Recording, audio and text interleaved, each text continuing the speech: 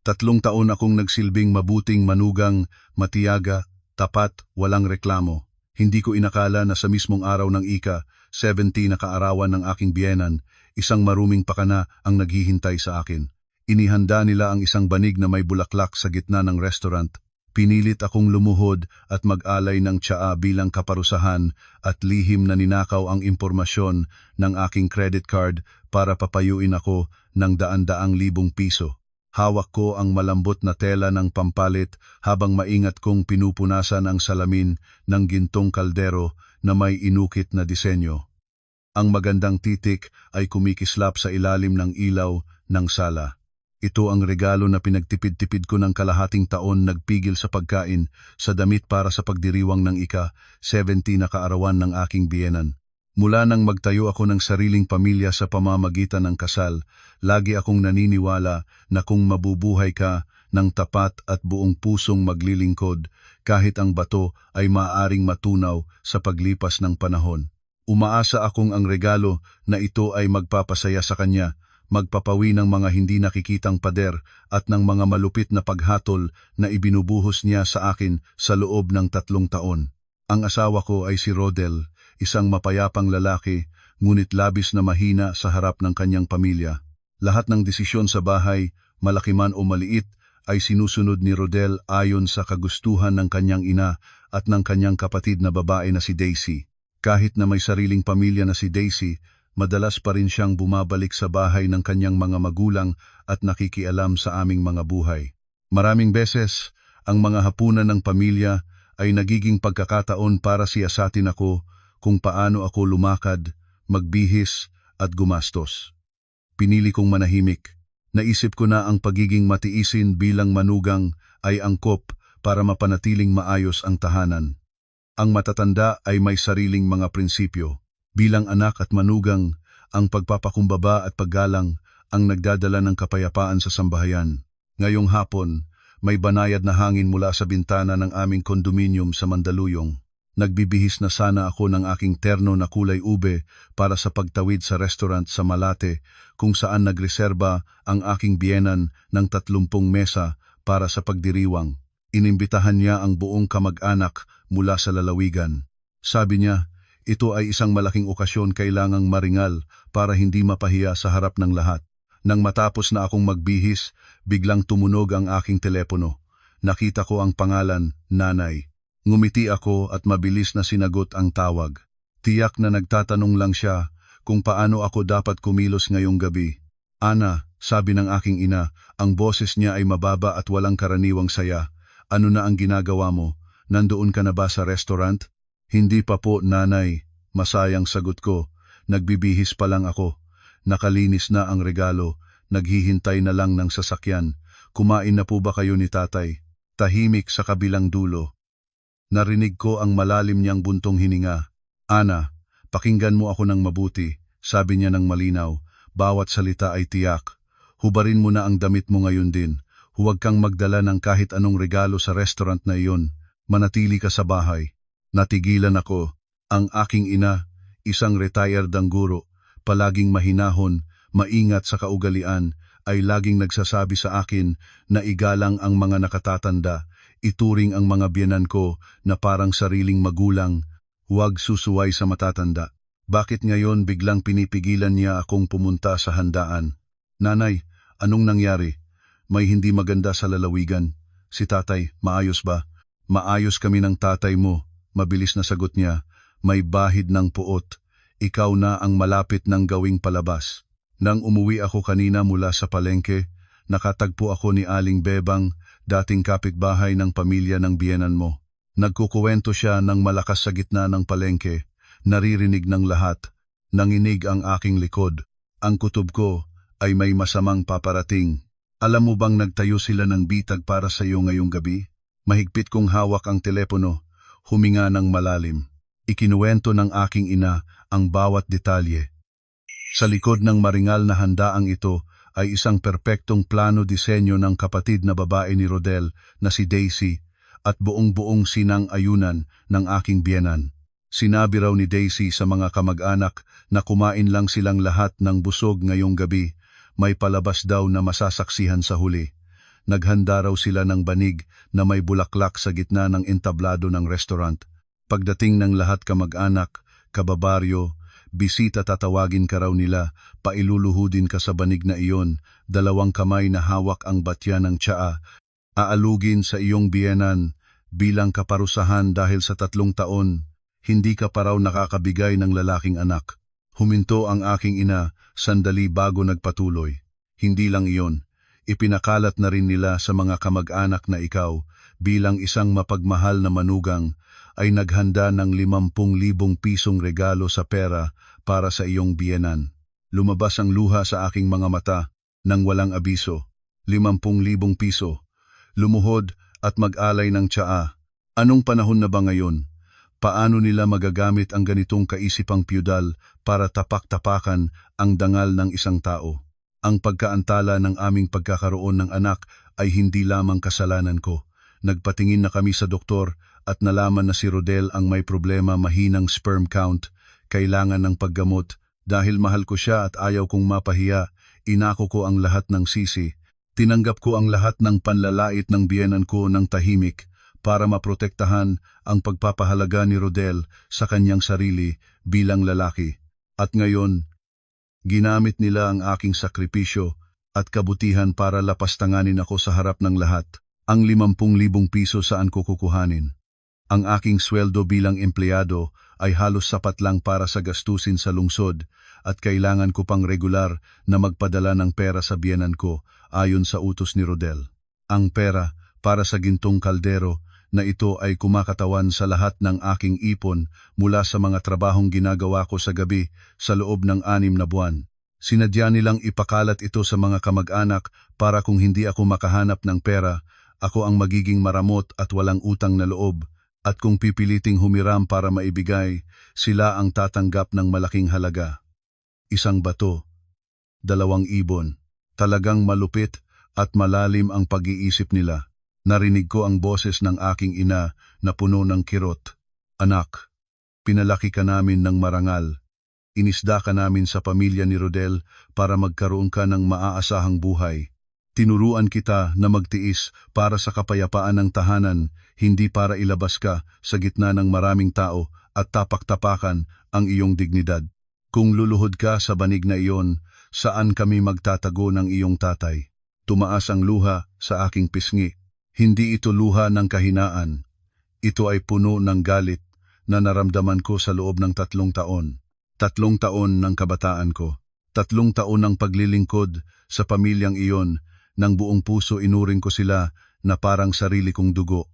Ngunit sa kanilang mga mata, ako ay isang mababang alipin, isang kasangkapan para ipagmalaki ang sarili sa harap ng lahat.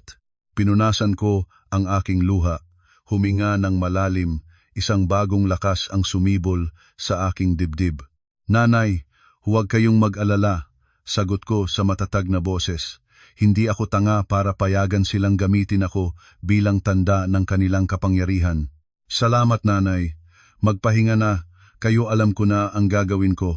Nang ibaba ang telepono, tumingin ako sa sarili ko sa salamin. Magaan ang aking makeup, nakasuot ng eleganteng terno, mukhang ang isang masunuring manugang, ngunit mula sa sandaling iyon, patay na ang manunggang iyon. Ang walang katwirang pagtitiis ay nagbibigay lamang ng pagkakataon sa iba na lalo kang yurakan. Panahon na para ipagtanggol ko ang aking sariling dignidad. Tumayo akong tahimik sa sala, pagkatapos ay kinuha ang telepono at tinawagan si Rodel.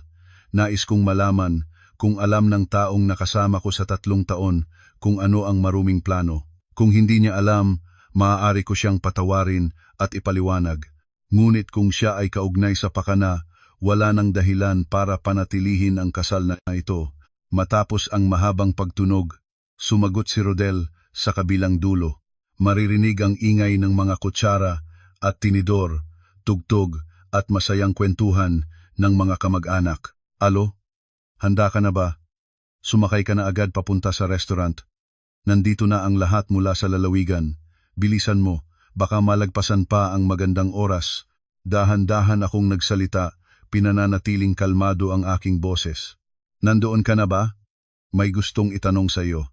Narinig ko raw na kailangan ko raw lumuhod, mag-alay ng tsaa, at magbigay ng 50,000 pisong abuloy sa iyong ina sa harap ng lahat ng kamag-anak.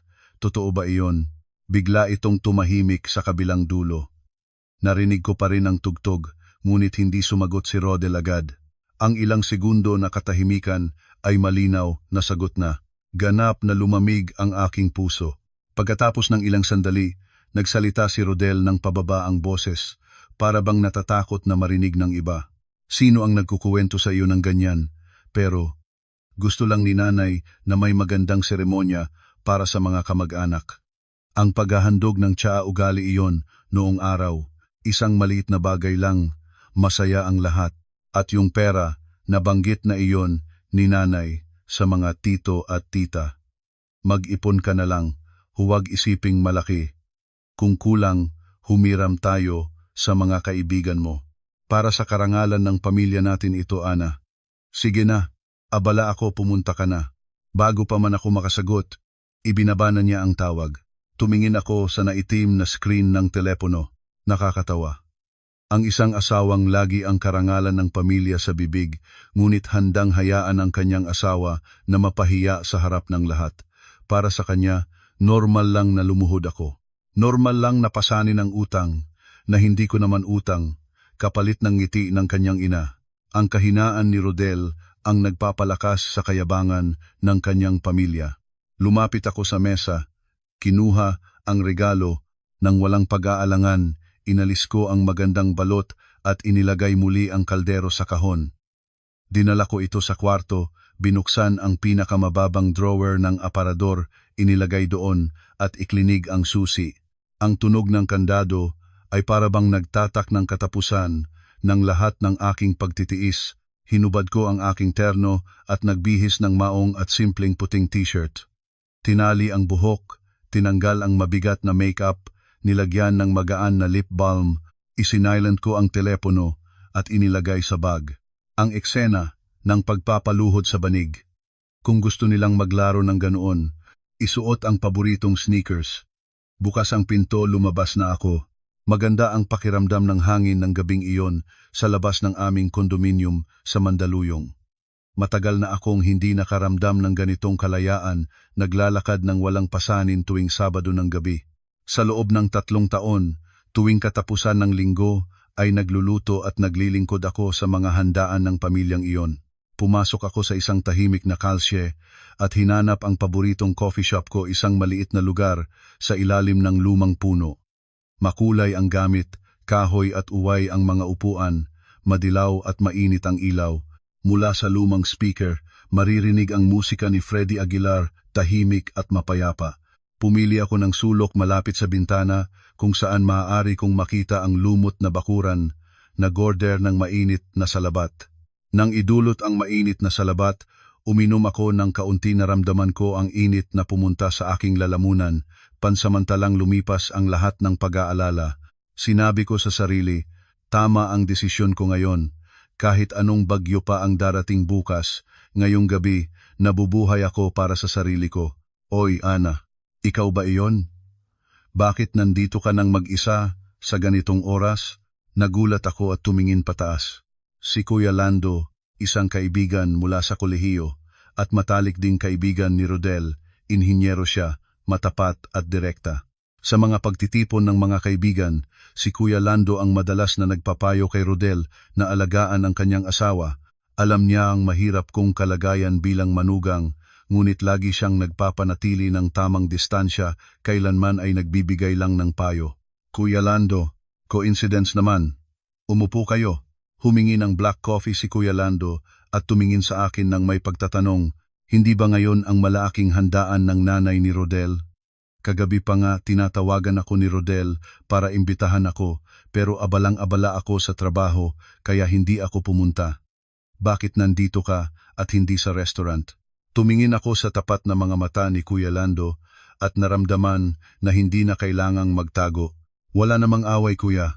Hindi na lang ako nais na lumahok sa isang palabas na binalangkas nila para lapastanganin ako. Gusto nilang lumuhod ako, mag-alay ng tsaa, at magbigay ng 50,000 piso sa harap ng lahat ng kamag-anak. Wala akong pambayad at wala na rin akong lakas para maging artista sa pelikulang iyon, kaya mahal kong lumiban. Napakurap-kurap si Kuya Lando, nagtambol ng bahagya ang kamay sa mesa. Hindi ako makapaniwala.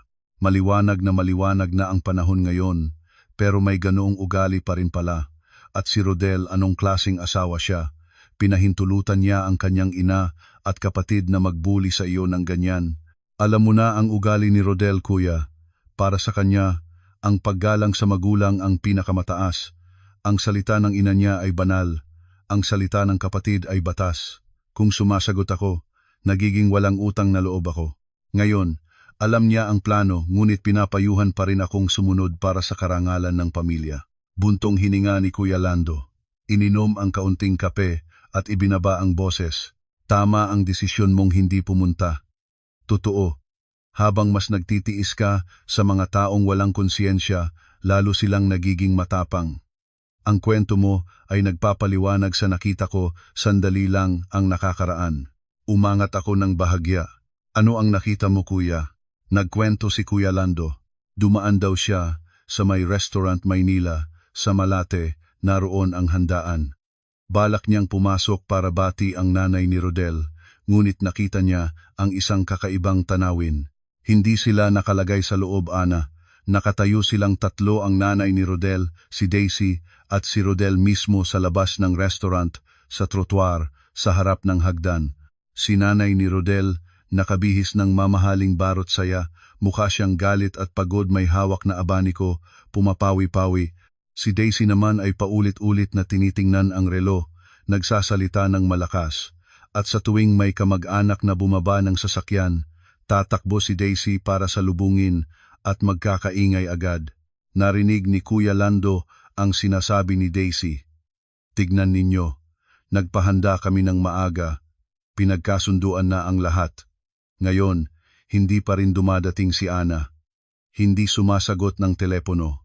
Nandito ang nanay, nakatayo, nasasaktan na ang paa at likod, naghihintay sa manugang na para bang wala kaming silbi. Nang marinig ko iyon, hindi na ako nagulat, na tuwa pa ako ng may kapaitan. Nang hindi sila makita akong dumarating para sa eksena ng pagpapaluhod, nagpalit agad sila ng plano. Lumabas sila para ipakita ang kanilang sarili bilang mga kawawa na biktima ng mayabang na manunggang tagalungsod. Nais nilang gamitin ang tsismis ng mga kamag-anak para durugin ang aking karangalan. Isang mapagpaumanhin na biyenan na nakatayo sa pintuan. Isang alalahanin na hipag, isang walang lakas na asawa. At ako ang manungang walang utang na loob, walang modo, walang puso. Dagdag ni Kuya Lando, nakita ko si Rodel na patuloy na pinindot ang telepono niya, mukha siyang apektado. Ilang mga kamag-anak mula sa lalawigan na hindi pa nakakaunawa ng buong kwento ay nagkukumpon para aliwin si nanay ni Rodel. Sinasabi, "Huy, iyan ang bastos na manugang." Gusto ko sana pumasok at sabihin ang totoo, pero naisip ko na baka mas lalong masamang mangyari sa gitna ng maraming tao, kaya umalis na lang ako. Ngumiti ako kay Kuya Lando. Tama ang ginawa mo, kuya. Kung nagsalita ka para akin, baka pinagdidiskitahan ka pa nila. Hayaan mo silang maglaro ng kanilang palabas. Entablado nila ang itinayo, artistang nila ang nagtatrabaho, manunood nila ang mga kamag-anak nila. Kung hindi ako tumatanggap ng papel, may karapatang hindi ako umahon sa entablado. Tumawa si Kuya Lando ng malakas, itinaas ang hinlalaki. Ganyan ka dapat, Ana. Nagbago ka, mabuting mabuhay ng magaan. Ngayon, umupo ka lang dito at mag-enjoy ng musika at salabat. Hayaan mo ang pamilyang iyon na magpalabas ng Harlequin ng mag-isa. Sigurado ako, pagkagabi-gabi, mababalot na ang kanilang planong iyon. Uminom pa ako ng salabat. Sa labas, magulong-magulo pa rin ang kalye, maririnig ang mga busina, ngunit sa sulok na ito ng coffee shop, mahinahon ang aking kaluluwa. Sa unang pagkakataon sa loob ng 3 taon, naramdaman ko ang tunay na kalayaan. Ang telepono sa loob ng aking bag ay paulit-ulit na nag-vibrate. Si Rodel at si Daisy ay tiyak na desperadong hinahanap ako. Hayaan nilang maranasan ang kalituhan ng lahat ng kanilang plano. Ngayong gabi, simula pa lamang ito, tumingin sa relo 9:00 ng gabi, mas tahimik na ang coffee shop. Nakaupo akong mag-isa, nag-iisip tungkol sa kasal na ito na halos nasa dulo na ng landas. Lumabas ang telepono mula sa bag, daan-daang tawag at mensahe mula kay Rodel, kay Daisy at sa ilang kamag-anak. Habang inaangat ko ang screen, biglang sumabog ang isang bagong tawag, si Daisy. Gusto ko sanang tanggihan, ngunit pinag-isipan ko, nais kong marinig kung anong susunod na palabas ang kanilang gagamitin. Sinagot ko ang tawag at nanahimik. Agad na bumuhos ang boses ni Daisy, halo ng iyak at sigaw. Ate Ana, nasaan ka na? Naghihintay sa iyo ang lahat. Alam mo bang anong oras na? Nandito ang lahat ng kamag-anak. Ang nanay ay umiiyak sa loob. Hindi siya magpuputol ng cake kung hindi ka darating. Gaano ka katagal nasasaktan ang pamilya namin? Maririnig ang ingay at musika ng restaurant sa likod. Kung dati, tiyak na maalabuhin na ako, magsusori ng paulit-ulit at magtatakbo papuntang restaurant. Ngunit ngayon, ang mga salitang iyon ay para lang sa akin na parang masamang manunulat ng masamang script.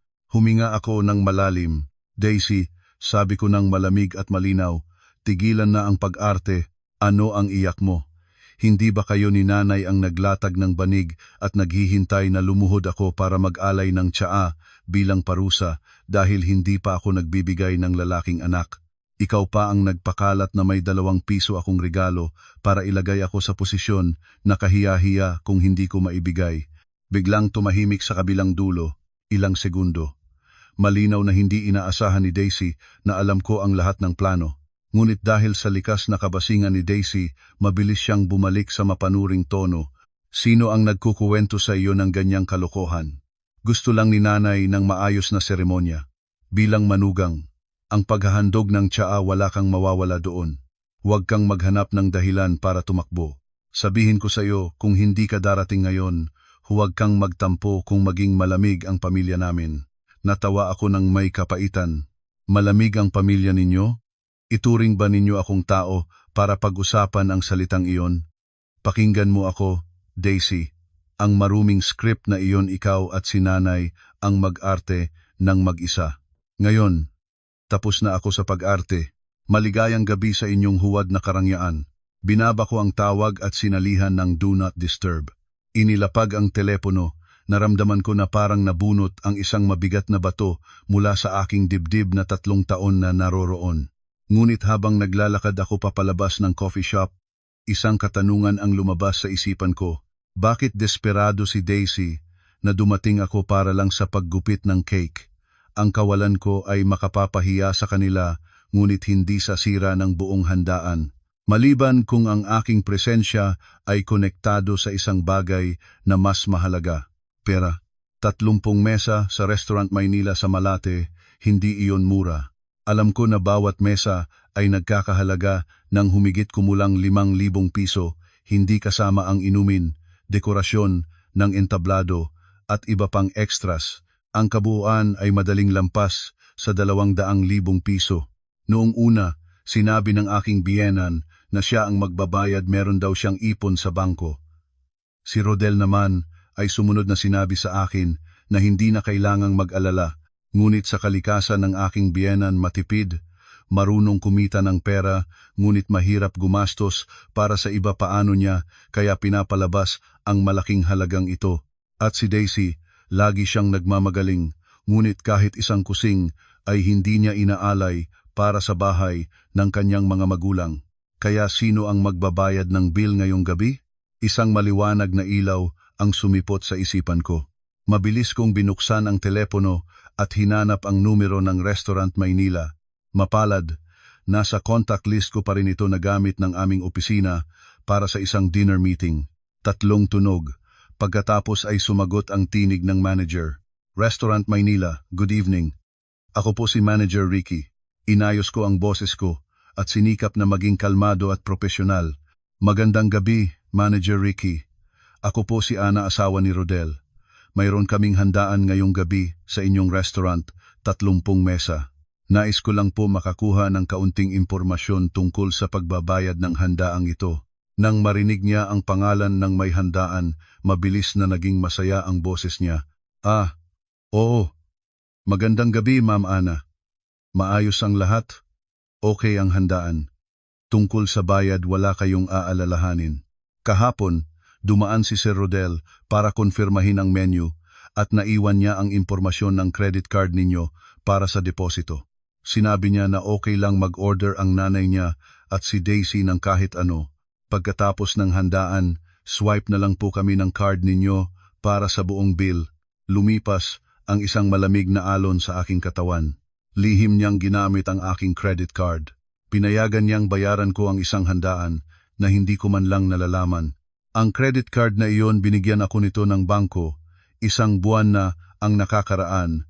May limitasyon na 300,000 piso para sa aking mga business travel. Iniingatan ko ito sa drawer ng aking mesa. Tiyak na binuksan ni Rodel ang aking mga gamit, lihim na kinopya ang 2 mukha ng card at dinala sa restaurant para gamitin bilang garantiya. Ang galit ay sumabog sa aking dibdib tulad ng isang bulkan. Ito ang tunay na layunin ng buong palabas. Kung pumunta ako sa restaurant kahit nagalit ako sa harap ng daan-daang bisita at kamag-anak, hindi ako makakapagsalita ng malakas.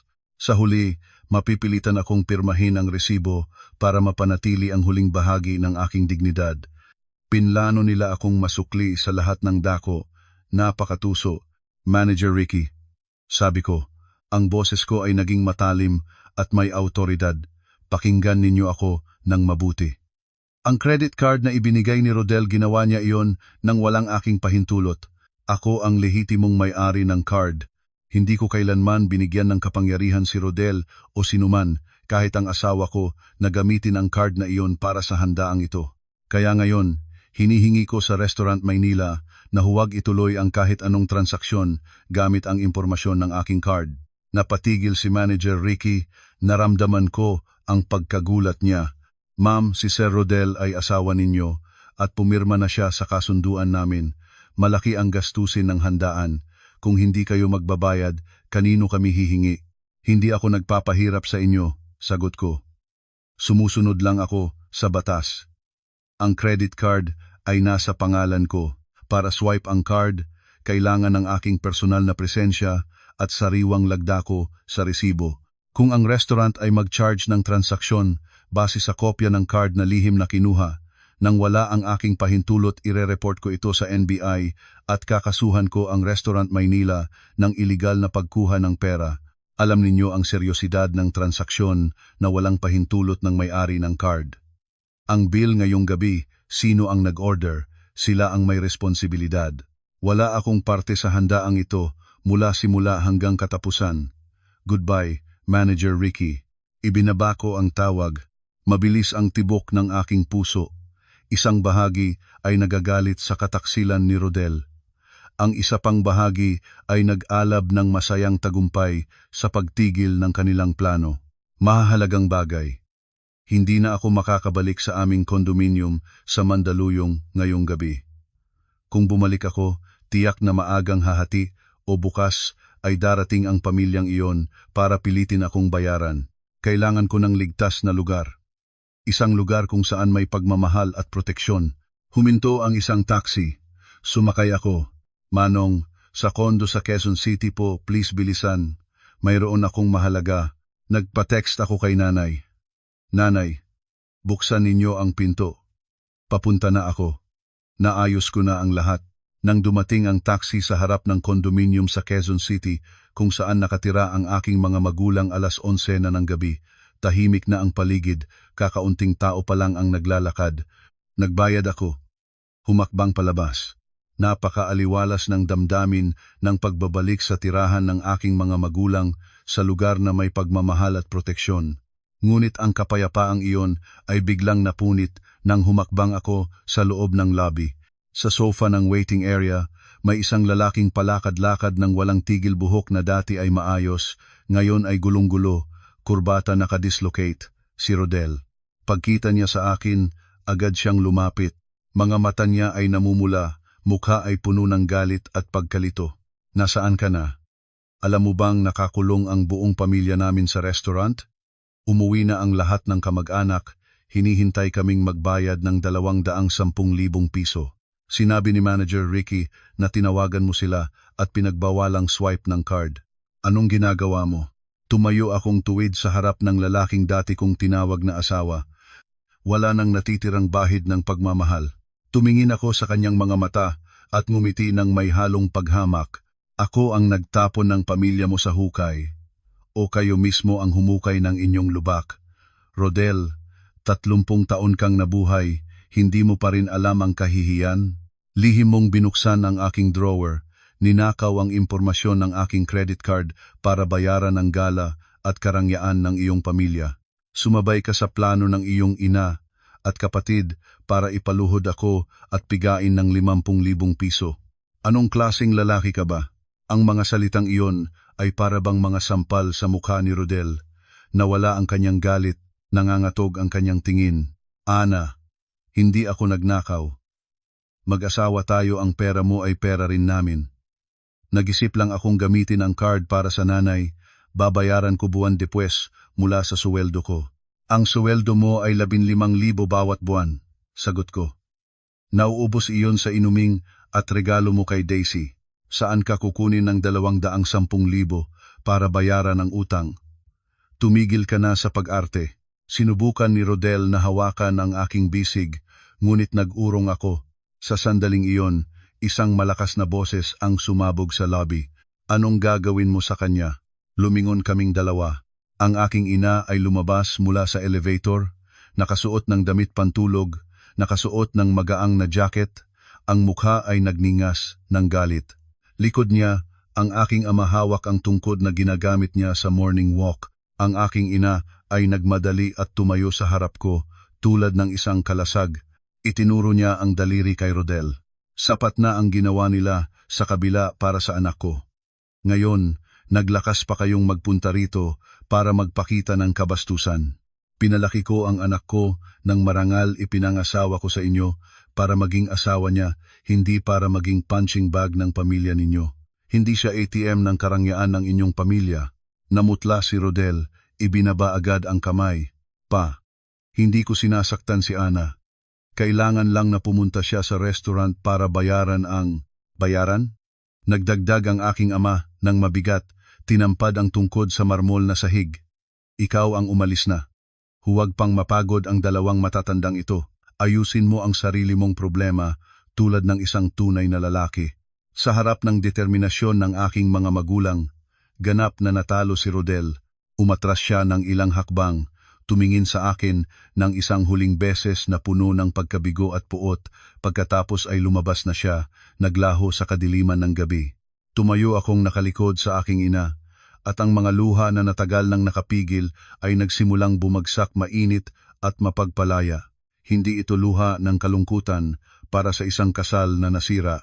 Ito ay luha ng kasiyahan dahil kahit anong bagyo pa ang darating, lagi akong may pamilya, lagi akong may mga magulang na magiging pintuan ng aking kapayapaan. Marahang niyakap ako ng aking ina sa balikat, sabay-sabay kaming pumasok sa elevator, iniwan sa likod ang lahat ng dumi ng pamilya ng biyenan ko, naghihintay ng isang malalim na tulog at isang mas maliwanag na bukas. Nang isara ang pinto ng kwarto, ang lahat ng alalahanin ay naiwanan sa labas. Ang kwarto ko sa bahay ng aking mga magulang sa Quezon City ay nananatiling katulad ng nang hindi pa ako nag-asawa, ang pamilyar na higaang kahoy, ang amoy ng sampagwita mula sa bote ng essential oil na inilagay ng aking ina sa dresser nagbigay sa akin ng ganap na pakiramdam ng kaligtasan. Ngayong gabi, wala nang gising hanggang hating gabi para maglinis pagkatapos ng inuman ni Rodel. Wala nang masamang salita ng biyenan ko na maririnig mula sa sala. Humiga ako at nakatulog ng malalim at mapayapang tulog sa loob ng 3 taon. Kinaumagahan, ang malambot na liwanag ng araw ay dumaloy sa bintana at gumising sa akin, 7:00. Umunat ako, ang katawan ko ay kakaibang magaan. Ayon sa ugali, kinuha ko ang telepono. Daan-daang tawag at mensahe mula kay Rodel, mula kay Daisy, mula sa ilang kamag-anak ng panig ng biyenan. Binuksan ko ang mensahe tulad ng isang manonood ng isang pelikulang alam ko na ang katapusan. Ang unang mensahe ni Rodel mga halos 11:00 ng gabi pagkatapos siyang paalisin ng aking mga magulang puno ng pagkabalisa. Sinabi ni Manager Ricky na hinihingi nila ang bayad. Kung walang 210,000 piso, bago lumipas ang 1 oras, tatawag sila ng pulis. Nagsusumamo si Rodel na buksan ko ang transaksyon sa card. Nangako ng lahat ng bagay, nanumpa na magbabago at poprotektahan ako. Naubusan ako ng tawa. Isang lalaking humihingi ng pera para sa almusal ay wala ring lakas para protektahan ang sinuman. Ang mga susunod na mensahe mula kay Daisy ng hating gabi, ang hipag na laging nagmamagaling at nagsasabing siya ay mahusay at matalino, ngayon ay umiiyak at nagmamakaawa. Sinabi ni Daisy na ang aking biyenan ay nagkaroon ng high blood pressure dahil sa kahihiyan at nahimatay sa sofa ng restaurant. Ang mga kamag-anak mula sa lalawigan na nakinig sa mga kasinungalingan ni Daisy ay nag-iwan na sa kanila nang malaman na walang pangbayad ang pamilyang Rodel. Naglilista pa si Daisy, kailangan niyang tanggalin ang kanyang gintong kwintas at relo para ibigay sa restaurant bilang garantiya, ngunit hindi ito tinanggap ng manager Ricky, cash o bank transfer lang. Isang mensahe ni Rodel ng 5 madaling araw, nag-aabot ng kamay ang restaurant. Pinahintulutan ng karamihan sa mga kamag-anak na umalis, ngunit kailangang manatili ang pamilya ni Rodel. Deadline. Tanghali ngayon. Kung walang bayad, ipapakita nila ang lahat ng CCTV footage at kontrata sa mga otoridad. Ibinaba ko ang telepono, naghasik ng hangin, umani ng bagyo. Ang ugali ng pagyayabang gamit ang pera, ng iba may katumbas na presyo. Pagkatapos ng banyo at pagbibihis, lumabas ako sa sala. Naghahanda ng almusal ang aking ina, 2 mangkok ng baka at litson na sopas. Mabangong umaangat, nakaupo ang aking ama, nagbabasa ng dyaryo, umiinom ng mainit na kape. Sa gitna ng mapayapang larawang ito, sinabi ko sa sarili, kahit ano pa ang gagawin ng pamilyang iyon ngayon, tatahak na ako sa tamang landas para protektahan ang kapayapaan ko at ng aking mga magulang. Hindi pa namin natapos ang almusal nang may mga malakas na katok sa pinto, paulit-ulit at walang tigil, kasabay ang tawag ng doorbell. Tumayo ang aking ama, lumapit sa peephole. Lumingon siya at dahan-dahang umiling. Si Rodel at si Daisy, parang 2 basagulero na naghahanap ng hindi nila pag-aari. Nang bahagyang mabuksan ang pinto, itinulak ni Daisy ang aking ama para makapasok. Sumunod si Rodel, mukha ay haggard balbas na hindi naahit, mata ay pula mula sa gising na gabi. Si Daisy ay hindi nakagaya ng dating ayos niya. Buhok ay gulong-gulo, make-up na gawa kahapon ay namukhaan ng luha, mga mata ay namaga. Nagtuwid siya sa sala at tiningnan ako nang may galit habang kalmadong kumakain ng sopas. Ate Ana, kumakain ka pa diyan? Alam mo bang nasa health center ang nanay ko dahil sa iyong kalupit? Pinagkakautangan namin ang aming pamilya. Binasag mo ang aming karangalan sa harap ng lahat. Ikaw ay mapanlinlang na manugang. Idinaan ko ang kutsara, binunot ng tissue paper, at tiningnan siya. Daisy, nasa bahay ng aking mga magulang ka ngayon, hindi sa entablado ng Restaurant Maynila para mag-arte. Mag-ingat sa sasabihin. Sinabi mo bang sinira ko ang pamilya ninyo? Ako ba ang nagutos sa inyong mag-order ng 30 mesa? Ako ba ang nagutos sa inyong tumawag ng dagdag na mahal na bulaklak at alak para magpakitang gilas? Kinuha ng aking ina ang tasa ng kape at matamis na ibinaba sa mesa, isang maliit ngunit maliwanag na tunog. Tumayo ang aking ina at lumapit kay Daisy. Ang mga mata ay naglalagablab ng galit.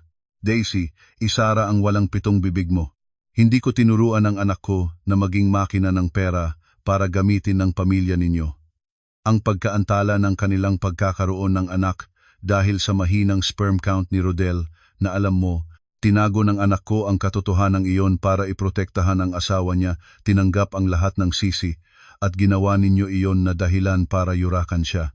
Kung may utak kayo, umalis na kayo sa bahay na ito. Ang mga salitang ito ay parang isang kidlat para kay Daisy. Biglang tumingin siya kay Rodel, nanginginig, naguguluhan. Si Rodel naman ay napatahimik, walang masabi. Ang totoo ay nalantad na. Daisy, na laging ginagamit ang hindi nagbibigay ng anak bilang sandata laban sa akin, ay ngayon ay natuklasan na ang salot ay nasa kanyang sariling kapatid. Ngunit ang kanyang kalikasan mapagmataas, hindi umaamin ay nagtulak sa kanya mula sa gulat patungo sa desperasyon. Kasinungalingan iyan, nandarayang pamilya kayo. Kailangan mong pumunta sa restaurant at bayaran ang bill. Habang lumapit si Daisy para hatakin ako, dumating ang aking ama na humadlang sa kanya, natumba si Daisy at nabangga ang isang cabinet sa dingding. Sa cabinet na iyon isang buo at mahal na Brunei pottery antique na gawa mula sa vegan, na regalo ng matalik na kaibigan ng aking ama nang pumanaw siya ng 60 taon. Nagkalat ang mga piraso ng palayok sa sahig. Natumba ang mga tasang gawa sa Brunei, mga pirasong naglalabasan sa lahat ng dako. Natulala ang lahat sa loob ng ilang segundo. Ang aking ama ay may kirot sa mukha habang tinitingnan ang mga piraso ng antik na palayok, ang mukha niya ay naging seryoso. Mabilis akong kumuha ng telepono at pinindot ang kamera. Record. Itinuro ko ang kamera sa mga basag na palayok, pagkatapos ay sa mukha ni Daisy at kay Rodel. Daisy, Rodel, pakinggan ninyo ng mabuti. Ngayon, 8:00 ng umaga, pumasok kayo sa bahay ng aking mga magulang nang walang pahintulot, nilabasan ninyo ng masasamang salita ang matatanda, at sinira ninyo ang isang Brunei pottery na antique na galing vegan. Ang halaga nito ay hindi bababa sa 30,000 piso. Nire-record ko ang lahat ng ito bilang ebidensya. Maaaring i-file ko ito sa barangay o direkta sa PNP para sa malicious mischief at grave coercion. Sa narinig na salitang PNP, ang lakas ng loob ni Daisy ay biglang nalusaw, namutla siya, nag-atubiling umatras. Sinubukan ni Rodel na agawin ang telepono ko, ngunit ang aking ama ay iniabot ang tungkod para pigilan siya. Rodel. Nagsumamo si Rodel, nanginginig ang boses. Ana, pakiusap, ibaba mo ang telepono. Si Daisy ay hindi sinadya. Huwag mo kaming itawag sa pulis, ang nanay namin ay nasa health center. Umupo akong matatag sa silyon. Ang telepono ay nakatutok pa rin sa kanila. Wala ka bang taong nagtanong sayo kung paano ang aking kalagayan sa loob ng 3 taon? Ngayon, pakikinggan mo ang aking mga kondisyon. Ito ay isang ultimatum, walang pagbabago, walang negosasyon. Agad na naliwanagan ang mga mata ni Rodel sa pag-aasang may paraan pa. Sabihin mo, Ana, kahit anong kondisyon ay papayag ako, basta huwag tayong pumunta sa pulis. Ngumiti ako ng malamig. Kondisyon numero 1 ngayong umaga, ikaw, ang iyong ina, at si Daisy ay kailangang tumayo sa sala na ito at yumuko para humingi ng paumanhin sa aking mga magulang para sa kabastusan, para sa paglabag sa aming tahanan. Kasabay nito, humingi ng paumanhin sa akin para sa iligal na paggamit ng aking credit card. Gustong sumagot ni Daisy, ngunit tumigil nang makita ang malamig kong tingin. Kondisyon numero 2, ang 210,000 pisong bill sa restaurant. Babayaran ko lamang ang 150,000, ang halaga ng 30 mesa sa pangunahing menu na nabalangkas ng iyong ina mula sa simula. Ang 65,000 pisong extras na inutusan ni Daisy, mahal na prutas, rosas na inangkat mula Ecuador, imported wine, responsibilidad nila iyon. Ang restaurant ay kailangan silang manguha ng perang iyon mula sa kanila. At ang basag na antique na palayok mula vegan, 30,000. Kailangan mo ring pumirma ng kasulatan ng utang para sa akin. Pawis na pawis si Rodel, nagdidilat-dilat. Kondisyon numero 3 ngayong tanghali, pagtitipon ng lahat ng kamag-anak na nandito pa sa Metro Manila sa Restaurant Maynila. Sa harap ng lahat, kailangang personal na ipahayag ng iyong ina ang katotohanan na ang pagpapaluhod sa akin at ang 50,000 pisong abuloy ay isang plano para lapastanganin ako. Kapag natapos ang 3 kondisyong ito, maaari akong pumunta sa restaurant para bayaran ang pangunahing bill. Kung hindi, ang video na ito ay mapupunta sa barangay at sa PNP. Katahimikan. Ang 3 kondisyon ko ay parang mga talim na tumatama sa pagmamalaki ng aking biyenan at ni Daisy. Paliluhurin ang mga ito, pag-uwiin ang pitaka, at pilitin ang biyenan ko na personal na sirain ang sariling mukha sa harap ng mga kamag-anak. Ito ay mas masakit kaysa sa kahit anong parusa. Ngunit wala silang pagpipilian. Nginuya ni Rodel ang labi, tumingin kay Daisy ng matalas, pagkatapos ay tumango. Okay, pumayag ako. dalhin namin si nanay dito ngayon. Kinuha ni Rodel si Daisy at inilabas. Huminga ako ng malalim. Hawak ng aking ama ang isang tasa ng tsaa at tumingin sa akin ng may pagmamalaki. Lumaki ka na anak. Maraming taon kaming nag-aalala sa iyo, malambot ka kasi. Ngayon, nakita naming magaling kang gumamit ng katuwiran at batas para protektahan ang iyong sarili. Kami ay natutuwa. Kapag dumating ang kanyang ina, hayaan mong kami ng iyong ina ang makipag-usap. Dapat malinaw ang itim at puti. Ngumiti ako at hinawakan ang mainit na kamay ng aking ama. Sa ikasampung tawag ng doorbell, mahinahon at nag-aalangang pagkakataon ito. Binuksan ng aking ina ang pinto. Sa koridor, nakatayo ang aking biyenan. Mukhang pagod, malalalim ang mga mata, namumutla, nakadamit ng madilim na kulay. Wala na ang maningning na terno at mga gintong alahas ng kahapon. Sumunod si Rodel at Daisy, parehong nakalugod ang ulo, hindi nagtatangkang tingnan ang sinuman. Pinahintulutan sila ng aking ina na pumasok malamig ngunit magalang. Pumasok ang aking biyenan, dahan-dahan ang hakbang, nag-alinlangan, nanatili ang mga mata niya sa mga nabasag na piraso ng Burnay pottery sa sulok pagkatapos ay lumipat sa aking mga magulang at sa akin. Pinilit ang isang ngiti, sinubukang mapanatili ang huling bahagi ng kanyang dignidad bilang matanda. Biyenan, sabi niya, mahina ang boses. Ang nangyari kahapon at ngayong umaga ay talagang nakakalungkot. Mga kabataan nagkakamali sa pag-iisip. Huwag kayong magalit. Isang kahilingan ko sa inyo, patawarin ang pamilya ko. Ang mga bagay-bagay sa pera, pag-usapan na lang natin. Mabilis na inilapag ng aking ina ang tasa at tumingin sa aking biyenan. Biyenan, walang pagkakamali rito. Ang plano para paliluhurin si Ana, ang 50,000 abuloy ito ay ginawa ng inyong pamilya ng buong buo at may intensyon. Ang lihim na paggamit ng credit card ito ay may layunin. Hindi ito pagtatampo ng mga kabataan, ito ay pagsasamantala at panloloko. Ganap na natahimik ang aking biyenan. Nakatukod ang ulo, nanginginig ang labi, namumula ang mukha sa kahihiyan. Alam niya na kung hindi siya susunod ngayon, masisira ang pamilya. Huminga siya ng malalim, tumingin sa aking mga magulang, ang boses ay namumugto. Alam ko na ang nagawa ko. Nakinig lang ako sa payo ni Daisy at ginawa ang bagay na ito. Humihingi ako ng paumanhin sa biyenan dahil hindi ko maayos na itinuro ang aking mga anak kaya nakarating sila rito at nagwala. Patawarin ninyo ang aming pamilya. Pagkatapos ay tumingin siya sa akin, mga matang komplikado, mapait, ngunit napipilitan. Patawad Ana, nagkamali ako sa pagtrato sa iyo. Tulungan mo kaming lumabas sa suliraning ito. Tumingin ako sa babaeng dating pinagtatakutan ko sa loob ng 3 taon.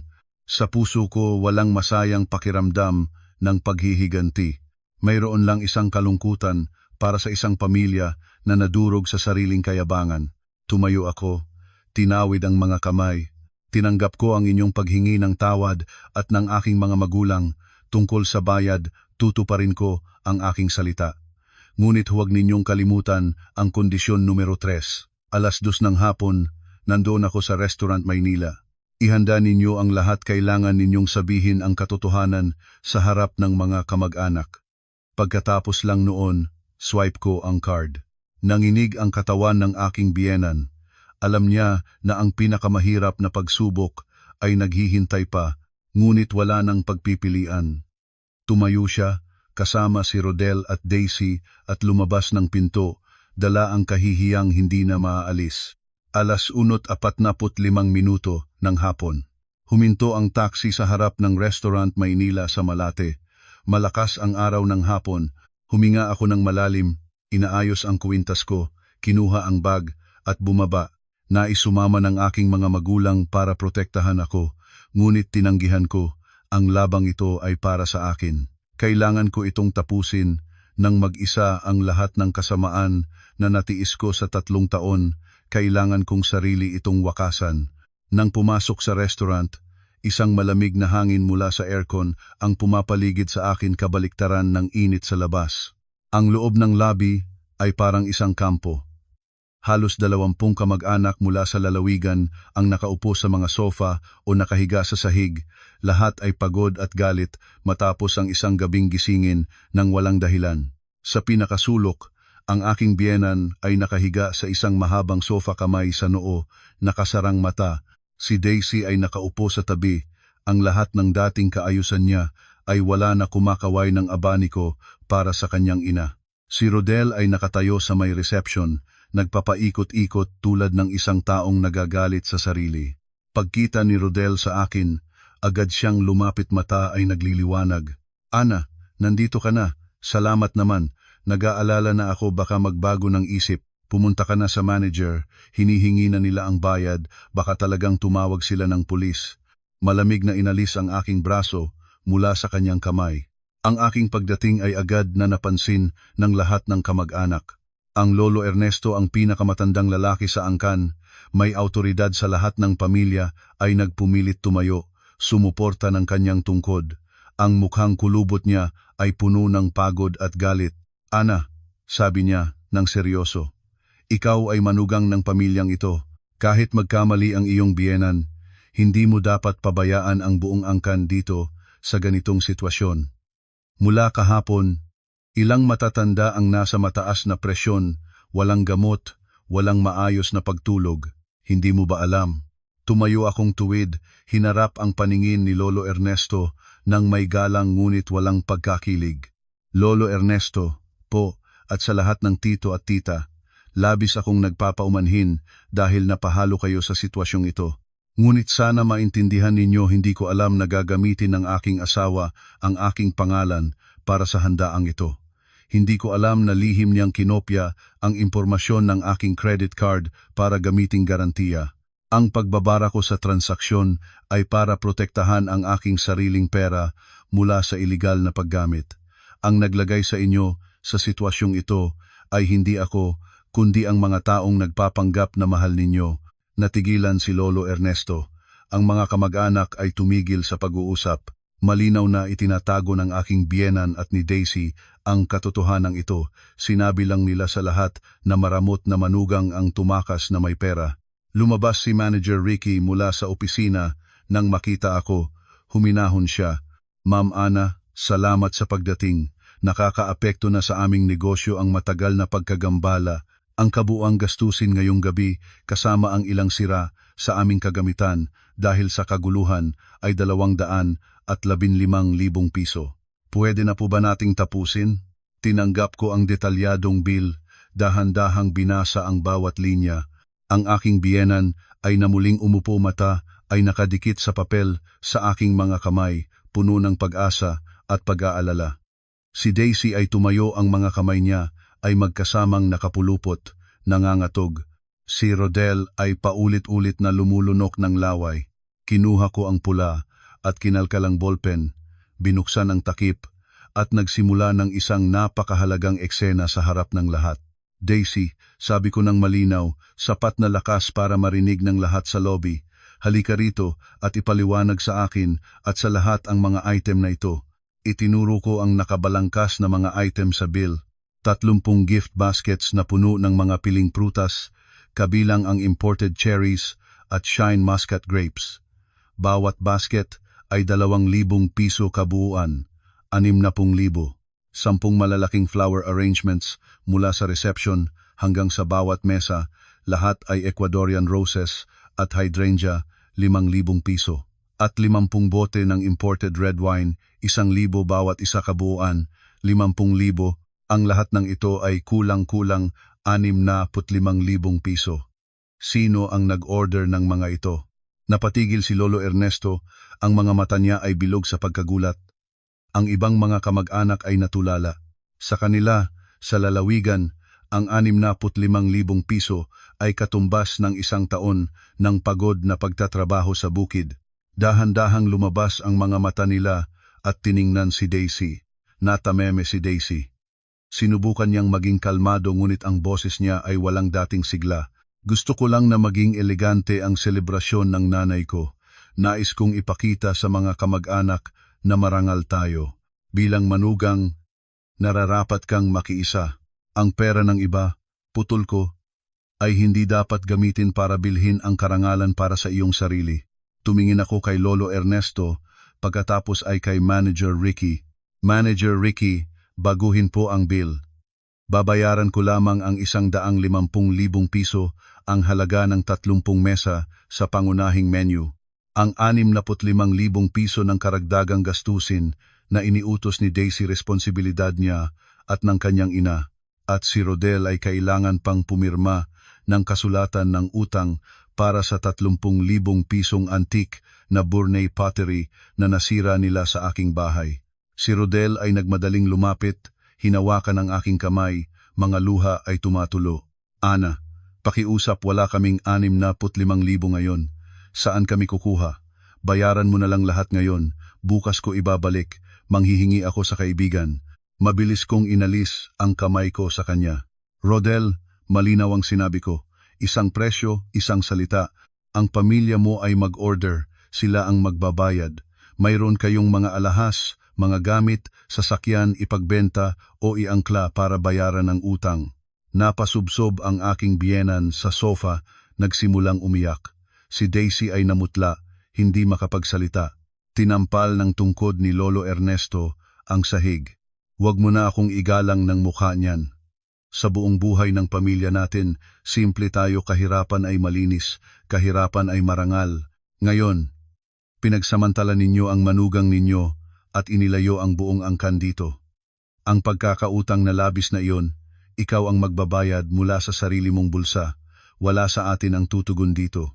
Ang pagtataboy ng pinakamataas sa angkan ay parang isang huling pako sa kahon ng kahihiyan ng aking biyenan. Ngunit hindi pa tapos ang palabas na ito. Dahan-dahang inalis ko ang telepono at pinindot ang record. Tiningnan ng aking biyenan ang telepono, nanginig ang buong katawan niya.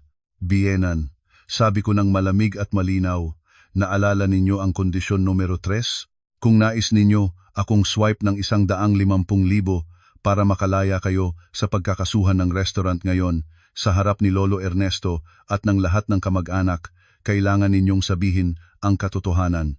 Ipaliwanag ninyo kung bakit hindi ako pumunta kahapon at kung sino ang nag-isip ng pagpapaluhod at ng 50,000 abuloy. Lumayo si Lolo Ernesto, ang kilay niya ay nagsama-sama. Ana, anong pinagsasabi mo? Kahapon, sabi ni Daisy, sarili mong desisyon ang pagbibigay ng malaking regalo, ngunit nagpabago ng isip at tumakas. Tumingin ako kay Lolo Ernesto nang may buong galang. Wala akong pangako ng kahit anong 50,000 piso, Lolo. Ang ginawa ko ay naghanda ng isang kaldero na may inukit na disenyo, ang lahat tungkol sa pagluhod sa banig sa gitna ng restaurant para sa tsaa bilang kaparusahan dahil hindi pa ako nagbibigay ng lalaking anak, ay isang plano na isinagawa ng aking biyenan at ni Daisy. Ngayon, nais kong marinig ng lahat ang katotohanan mula mismo sa kanila. Napuno ng kagalitan ang mga kamag-anak. Ang ugali ng pagpilit sa manugang na lumuhod sa harap ng lahat bilang parusa sa wala pang anak ay isang malupit na kaugalian na kahit ang matatanda sa lalawigan ay matagal nang tinanggihan. Lahat ng mga mata ay tumingnan ang aking biyenan. Tumingin ng aking biyenan kay Rodel, ngunit ang mahina niyang anak ay nakayukong rin, hindi makatingin sa sinuman. Alam ng aking biyenan na wala ng daan pabalik. Nanginig siya habang tumayo, ang labi ay gumagalaw nang matagal bago lumabas ang mga salita. Humihingi ako ng tawad sa mga kamag-anak. Ang pagpapaluhod kay Ana at ang 50,000 abuloy, gawa ito naming dalawa ni Daisy. Nais ko sana, sa maraming tao, napilitin si Ana na sumunod at malaman ng lahat na ako ang mas may kapangyarihan sa aking sambahayan. Sinabi ko kay Daisy na ikalat sa mga kamag-anak na kusang loob itong inaalok ni Ana para hindi siya makapagtanggi. Nagkamali ako. Hinihingi ko ang patawad ng lahat. Pagkatapos ay tumingin sa akin ang mga matang puno ng kapaitan at puot, ngunit napipilitan. Patawad, Ana. Mahal na mahal mo ako sa loob ng 3 taon at ganyan ang ginawa ko sa iyo. Isang panahon ng katahimikan. Pagkatapos, pinindot ni Lolo Ernesto ng malakas ang tungkod sa sahig at itinuro ang kanyang daliri sa aking biyenan. Nahihiya ako sa iyo. Sa buong kasaysayan ng aming pamilya, hindi kami nagpapahiya ng ganito. Ang utang na natira, ibenta mo ang gamit mo para bayaran. Walang kamag-anak dito ang tutulong sa kahihiyang ito. Ang pagtataboy ng pinakamataas sa angkan ay isang pinal na paghatol na hindi na maaaring baguhin. Pinindot ko ang stop ng recording, inimbak ang video ng maingat at isinend sa sarili ko para sa kaligtasan. Ngunit hindi pa tapos. Dahan-dahang kinuha ang credit card mula sa bag. Nagmamadali si Manager Ricky na lumapit, hawak ang POS machine ngunit nang itaas ko ang kamay, tumigil siya. Tiningnan ko ang mukha ng aking biyanan, ni Rodel, ni Daisy. 150,000 ang babayaran ko ngayon para mailigtas ang huling bahagi ng karangalan ng angkan sa harap ng batas. Ngunit bago ang pera ay lisanin ng aking account, may lumang utang akong dapat na tapusin. Nalito ang aking biyenan. Nangatog si Rodel. Huminga ako ng malalim. Biyenan, naalala ninyo ang 30,000 piso ng aking maternity benefit 1 taon ang nakakaraan? Nang nawalan ako ng unang sanggol, binigyan ako ng 30,000 ng kumpanya para sa pagpapagaling. Kinuha ninyo ang aking ATM card, sinabi kayong pinapanatili para hindi ko masayang. Nang kailangan ko ng pera para sa gamot, sinabi ninyong ginastos ninyo ito para bayaran ang scooter ni Daisy. Agad na sumabog ang mga kamag-anak sa sala.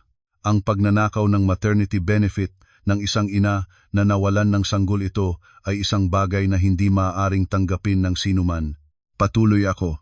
6 na buwan ang nakakaraan, nagbigay sa akin ng kaibigan ko ng isang set ng gintong pulseras at kuwintas, 20,000 piso ang halaga bilang alaala bago siya lumipat sa ibang bansa. Itinago ko ito sa kabinet, nakalock. Nang absent ako sa trabaho, hiniram ninyo ang susi ng kwarto, binuksan ang kabinet at kinuha ang mga alahas ibinenta para mapuntahan ang tour kasama ang grupo ng mga matatanda. Sinabi ninyong hiniram, ngunit 6 na buwan na ang lumipas, wala pang balita. Napatigil at napatahimik ang lahat. Kasama ang 30,000 pisong antik na palayok mula vegan na sinira ni Daisy ngayong umaga sa bahay ng aking mga magulang, Tres. Ang kabuuang utang ng inyong pamilya sa akin ay 80,000 piso. Tiningnan ko si Rodel, nakatayo siya ng wari para sa isang bigla. Ikaw, bilang asawa alam mong ninakaw ng iyong ina ang aking pera at alahas, ngunit pinili mong manahimik. Pinoprotektahan ang iyong ina at inuudyukan akong magpaumanhin para sa kapakanan ng kapayapaan ng pamilya. Ngayon, kasama ang lahat ng utang 80,000 piso ang kinukuha ng pamilya mo mula sa akin. Inilabas ko mula sa bag ang isang nakalimbag na papel at isang ballpen. Inilapag ko ito sa mesa sa harap ni Rodel. Ngayon, sa harap ni Lolo Ernesto, bilang saksi, kailangan mong pirmahan ng ikaw at ng iyong ina ang kasulatan ng utang. Nakapaloob doon ang kabuang 80,000 ang maternity benefit, ang mga alahas at ang antik na palayok. Deadline, 7 araw mula ngayon. Kung wala ang pirma ng dalawa sa papel na iyon, lalabas na ako ng pintuan at harapin ng inyong pamilya ang lahat ng kahihinatnan. Nanginig ang mga kamay ni Rodel habang binabasa ang papel. Alam niyang wala ng paraan. Inutusan ni Lolo Ernesto ang dalawa na pumirma para tapusin na ang kahiyahiyang serye ng mga pangyayari. Walang ibang pagpipilian si Rodel at ang aking biyenan ay kumuhang ballpen at pumirma kasama ang fingerprint. Nang maingat naming makuha ang papel, naramdaman ko na ang isang napakalaking pasanin ay natulog na mula sa aking mga balikat. Manager Ricky, sabi ko, ngumiti ng magalang at iniabot ang credit card. Swipe lang po ng 150,000. Mabilis na nag-operate si Manager Ricky sa POS machine. Ang tunog ng printer ng resibo ay tumugtog sa tahimik na lobby. Nang mag-print ang resibo, nilagdaan ko ito, kinuha ang card at hindi man lang tumingin sa mga nanlalabas na mukha ng 3 miyembro ng pamilya ni Rodel. Yumuko ako kay Lolo Ernesto at sa iba pang mga kamag-anak. Si Lolo Ernesto ay dahan-dahang tumango rin, tila nagbibigay ng tahimik na pahintulot sa aking desisyon. Humakbang akong matatag at marangal patungo sa malaking pintuan ng restaurant. Nang automatikong bumukas ang salaming pinto, ang sikat ng araw ng hapon sa Malate ay nagyakap sa akin. Wala nang pakiramdam ng panggigipit. Huminga ako ng malalim kalayaan. Isang bagong buhay, isang bagong simula tunay na nagsimula mula sa sandaling iyon. Ilang araw pagkatapos, patuloy na dumating ang mga balita sa pamamagitan ni Kuya Lando. Pagkatapos ko umalis, kinuha ni Manager Ricky ang mga alahas ni Daisy at ang kanyang second-hand na scooter bilang garantiya para sa 65,000 piso. Ang aking biyenan ay nasugatan sa health center ng barangay, nagtatapon-tapon ang dugo. Si Lolo Ernesto at ang lahat ng kamag-anak mula sa lalawigan ay sumakay ng bus pauwi sa gabi ring iyon pagkatapos marinig ang buong katotohanan. Mula noon, ang pangalan ng aking biyenan ay hindi na binanggit sa mga pagtitipon ng pamilya. Sa 7 araw na itinakda ko, nagpadala ng ultimatum kay Rodel. Natakot sa pagkakasuhan, nagpautang siya sa kanyang mga kaibigan at isinangla ang titulo ng kondominium para makabuo ng 80,000. Nang tumugtog ang notification ng bangko 80,000 piso, nabawing ngumiti ako ng mapayapa. Sa wakas, ang lahat ng sa akin ay bumalik sa tamang lugar. Kinabukasan, humingi ko ng pulong kay Rodel sa isang maliit na coffee shop malapit sa Family Court sa Quezon City.